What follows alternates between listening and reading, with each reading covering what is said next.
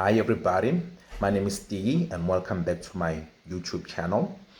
Today I'm going to be sharing with you guys how I managed to study, take and pass the AWS Cloud Practitioner Exam in a period of 2 weeks. So if you like the content, don't forget to click the subscribe button and the notification bell so that you can be notified whenever I push new content that can be useful to you. Stay tuned.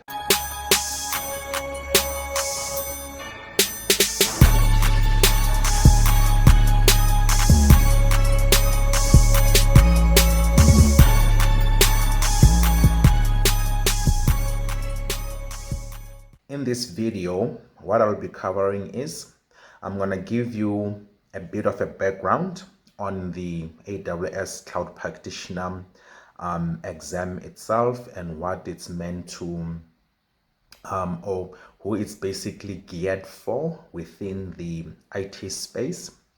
I'm going to share with you the resources that I used to prepare and pass the exam in a period of just 2 weeks. I'll also share with you the study process that I followed to prepare for the exam, as well as the resources that I used to prepare for the exam itself. So, first things first, what is the AWS Cloud Practitioner Exam and who is it meant for? So, it's quite important for all professionals within the IT space specifically to understand the different terminologies that play a role when we're talking about cloud technology as a whole, and specifically if we're going to be investing in AWS as a platform within the organization. Managers or business leaders should have some sort of understanding and be able to have a conversation around cloud itself.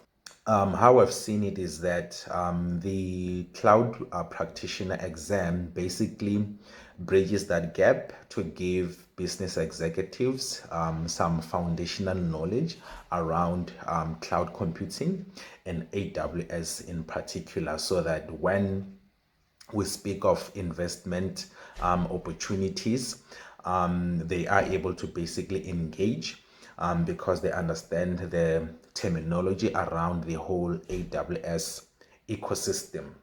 In terms of the actual examination itself, it consists of about 65 multiple choice questions. It covers a broad array of different topics within cloud itself, but it does not go into deep technical terms. It's very much a basic kind of an examination. In terms of the actual cost for the exam itself, currently it costs $100 from a South African perspective, because I'm in South Africa. The exchange rate of $100 is about 1,700 rands.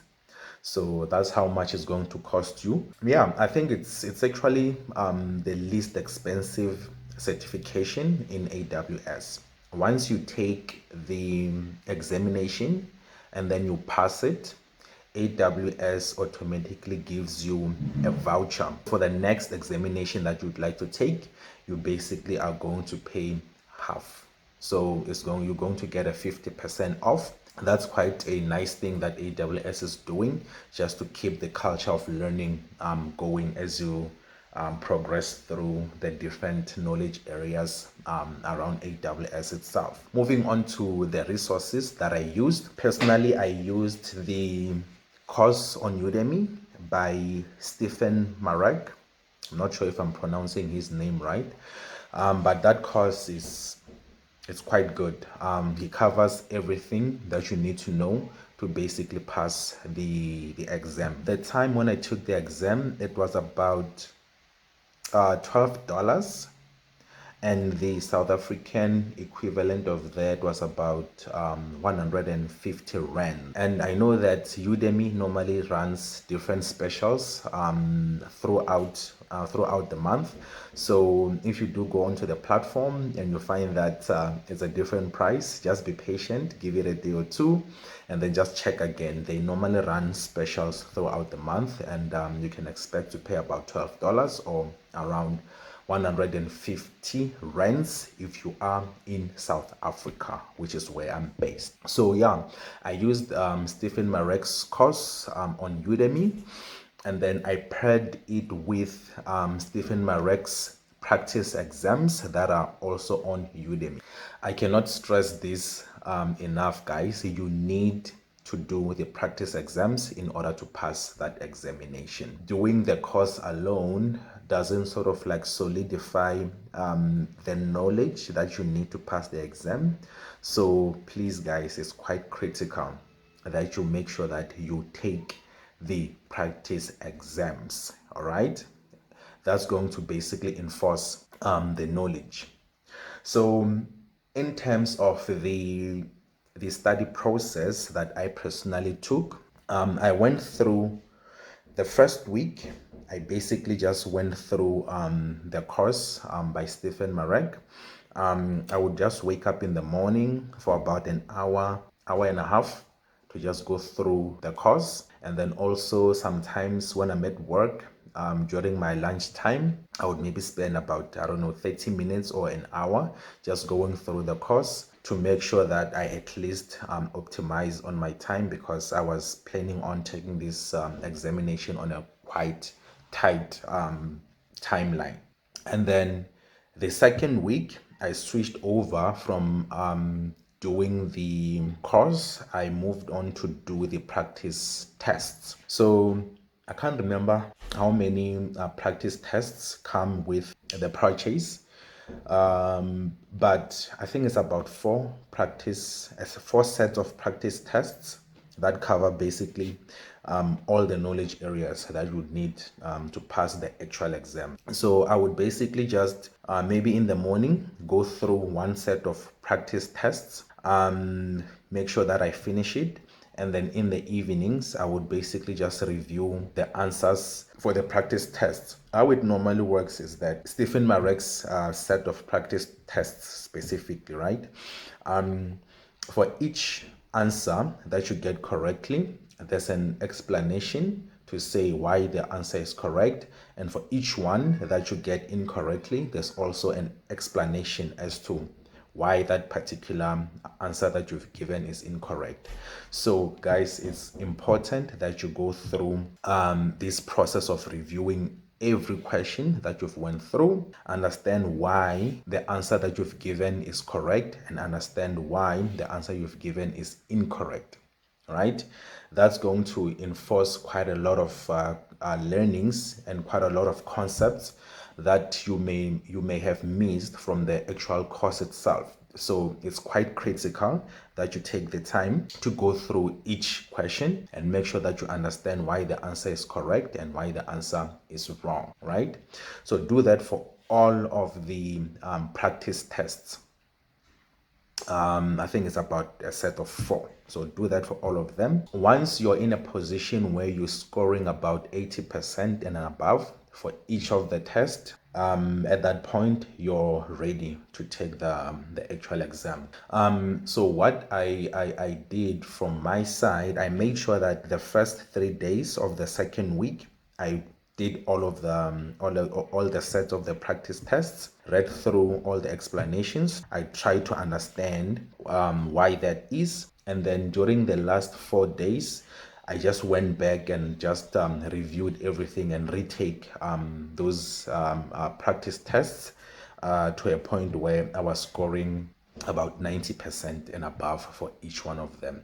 And then, yeah, at that point, I felt that I'm actually ready to go and take the actual exam. In terms of the exam itself, so I'm just going to move on to the exam itself. I decided to take the proctored exam. So there's basically two options. You can either decide to go and take it at a testing center, or you can decide to take the exam at home, right? So that's called a proctored type of an examination. So I chose to take the proctored exam because where I was in Polokwane, which is quite far from the nearest testing center, which I could take the exam at. It was about 3 hour drive to Johannesburg, where I could take the exam. So I just decided, let me just take the proctored exam, and then I wrote the exam at home.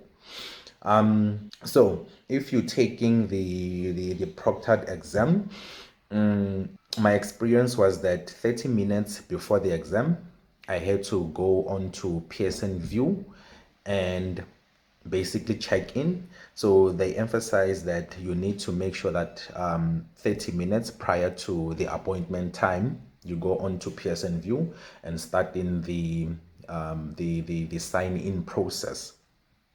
So yeah, basically when you sign in,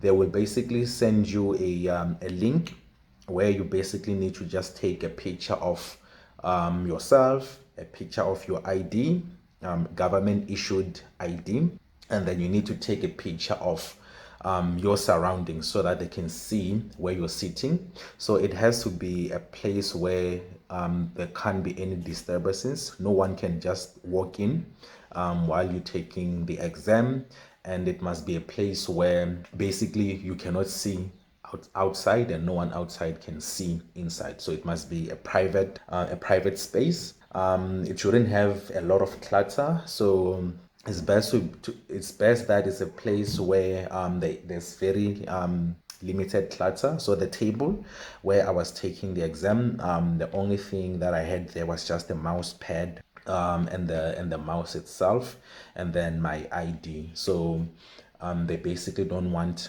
anything on the desk itself, and then you can't have any smartwatches on you. So your hands had to be in a line of sight so that they can see that you don't have, or you're not referring to any notes on the hands. Yeah, the exam itself, like I said, it's about 90 minutes in length, 65 questions that I had to go through.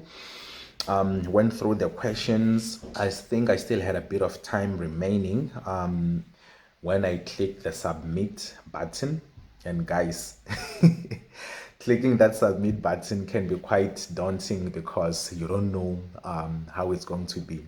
And the fact that just before you do your final submission, there's a survey that just basically asks questions around how was the overall experience of the exam, and all of that.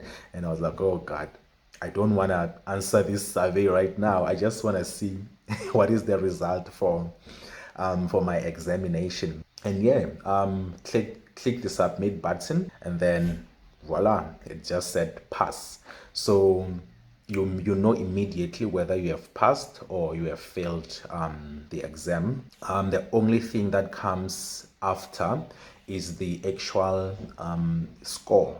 They don't necessarily tell you, well, you do get like your overall score. I think you need to score about 700 out of 1,000 to pass the exam. And then yeah, once you submit the test, you don't get like the actual score. You just get whether you have passed or whether you have failed the exam.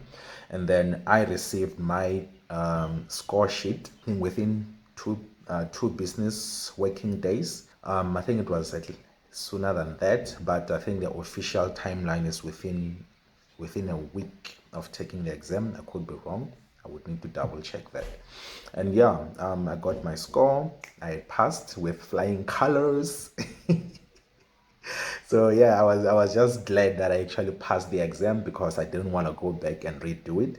And for me, the reason that I started with the practitioner was that I could get the 50% voucher so that I could do the next exam, which is the associate level. You have the solutions architect, the SysOps admin and the developer exams. So I wanted to take one of those using the 50% discount. So yeah, I think I covered quite a lot of things. Let me know in the comment section if ever there's anything that you'd like clarity on, or if you have any questions. I'm happy to engage with you and give you the proper guidance. I'm sure you're gonna nail it. Just follow the steps that I've given to you, and then definitely you'll be able to clear this exam. It's not very difficult, but it's not easy per se. You do need to put a little bit of effort to basically passing the exam itself. So thank you so much, guys. I hope you enjoyed that, and if you did, don't forget to click on the subscribe button and click the bell icon so that you can get notifications whenever I put new content. Thank you so much.